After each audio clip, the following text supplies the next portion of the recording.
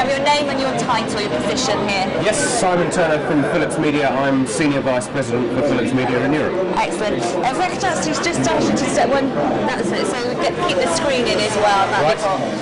Okay, so tell us about the Chaos. Tell us all about it. Well, this is, you can see behind me, Chaos Control. It's a new title coming out on Philips CDI players and also available on CD-ROM. It's a great Fast and Furious shoot-'em-up, essentially. It's got really incredible graphics. This is some really cutting-edge technologies. A lot of development has gone into this, and it's out on the streets in the next 2 weeks. Now, you mentioned there's a lot of research and everything gone into it, and there is a new thing that's coming out. Both yourselves and Sega and Sony are all launching these brand new sort of multimedia packages that do the CD-ROM.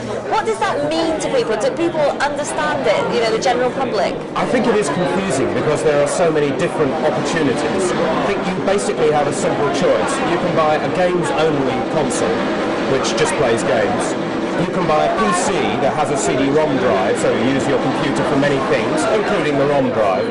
Or you can buy a CDI player, which is a home entertainment unit plugged into your television, which you can play games, watch movies, or have just all-round family entertainment. So you've got to really make your choice as a consumer which one you'd like to buy. But I do agree it's confusing. And what about the fact that, you know, when videos first came out, there was the VHS, there was the Beta, people bought the Beta, and then it was, you know, obsolete within sort of a year. Is there a danger of that happening with these new units? If people decide, I want this home entertainment unit, I want to play my videos, my CDs, I do everything on it. If they lay out the money now, is there a chance that within 6 months that they're going to end up with a machine which is basically obsolete? Well, I can't speak for other companies, but for Philips, of course, that cannot be the case with Philips CDI. We've been selling it now for more than 3 years. This year we're selling over twice what we sold last year, so I can assure you we're here for a very long time with this product. It works great, lots of people are buying them, you see them very well in the shop, so you can be reassured we're here to stay with this product. And do you think that perhaps companies are more aware of the fact that people aren't going to buy something if they think that it's going to go out of fashion within 6 months? Very much so. I think you have to be responsible when you want to sell a product to the consumer. That's why we so passionately believe in CDI, because it offers so many different things.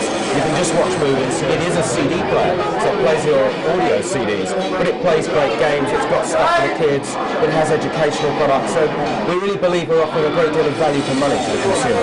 Well, talking about money, what are we talking about? How much would something these players now start from $299, which, remember, at the heart of that's a good quality CD player. It's really not so expensive. So £299 would buy you what? A CDI player which plays everything.